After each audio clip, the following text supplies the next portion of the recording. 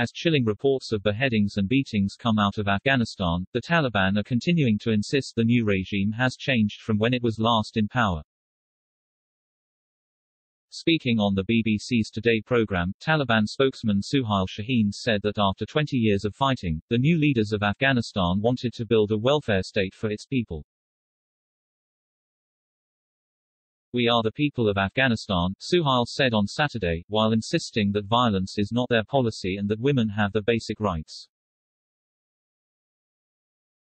Meanwhile, war-weary residents of Kabul expressed anger and feelings of betrayal by the United States as the world marked the 20th anniversary of the 9/11 attacks that prompted a U.S. invasion of Afghanistan, toppling of its Taliban rulers at the time, but after a two-decade occupation, U.S. forces abruptly pulled out of Afghanistan last month, triggering the collapse of its Western-backed government and the Taliban's dramatic return to power. The group claims they have changed from 20 years ago, and intend to build a new country for its people. On-the-ground reports, however, paint a different picture.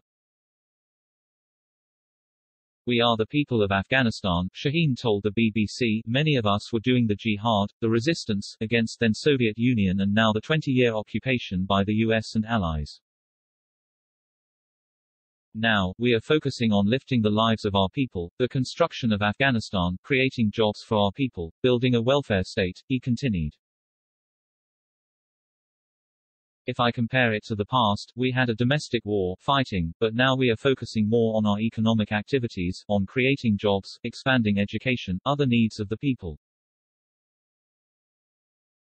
But despite the Taliban's insistence that they have changed since they were last in power from 1996 to 2001, when women and girls were denied equal rights under strict Sharia law, television was banned and music was forbidden, reports from the country suggest otherwise.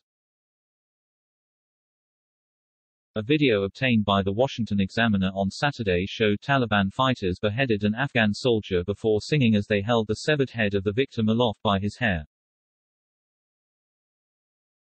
Other footage has shown militants beating and whipping people on the streets as reports emerged of targeted killings and fighters going door to door searching for blue U.S. passports.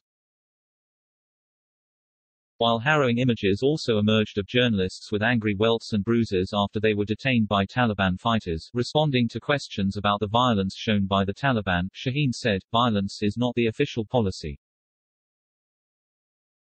If everyone wants to have a demonstration, they should get permission from the Minister Interior and state the demonstration will take place." He added that those who wish to organize protests must get official permission from the Interior Ministry. "With no freedom of speech we go into a dictatorship which is against the rules of Islam," he said. "But we do not want a chaotic situation to be brought, and we had some ISIS people posing at demonstrations trying to get into the presidential palace and explode themselves." With regards to the reported attacks on journalists, Shaheen said that any such attacks in the future would investigate it. "With the passage of time we will legislate about journalists' freedom of speech so they can work peacefully. These incidents will be investigated." Earlier this week, Taliban fighters were seen to beat female protesters and opened fire to disperse demonstrators in Kabul, just hours after the Islamists banned rallies. The militants announced a moratorium on demonstrations for the time being on Wednesday night after the group was humiliated by viral images of women standing up to them. Footage posted online purported to show Taliban fighters beating female protesters in the streets, with one militant seen striking a woman with a crutch, hitting her on the arm before chasing her away. "They should share their concerns with the official authority, work with them and know the realities of the situation, which is rather than sitting and hiding they will have all their basic rights," the Taliban spokesman claimed.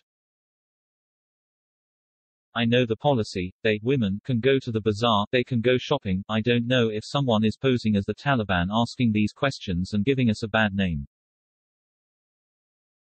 Of course we are committed to that, letting women work, they can come to work, we call on all female employees to resume their work.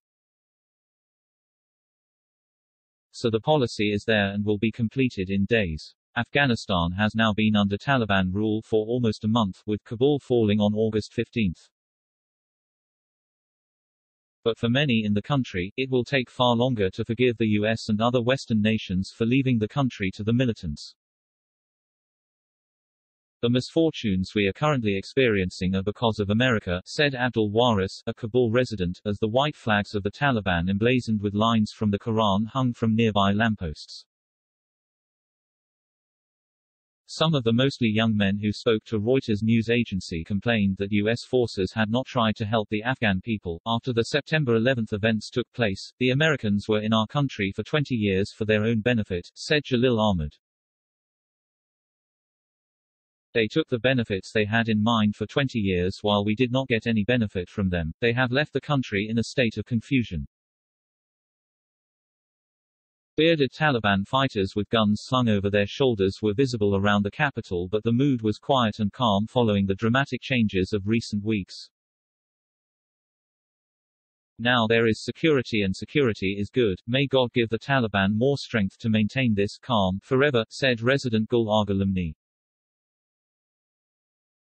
U.S. forces toppled the Taliban after the 9/11 attacks because they had provided sanctuary to Osama bin Laden, leader of al-Qaeda, which carried out the attacks. Since returning to power last month, the Taliban has appointed an acting cabinet including several former militants held by the United States in Guantanamo Bay.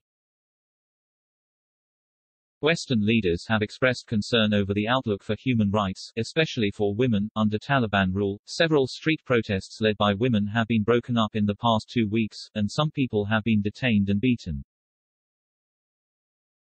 The Taliban have promised to investigate such incidents. When they were last in power from 1996 to 2001, the Taliban imposed a strict version of Islamic law and often punished people with public floggings, amputations and executions.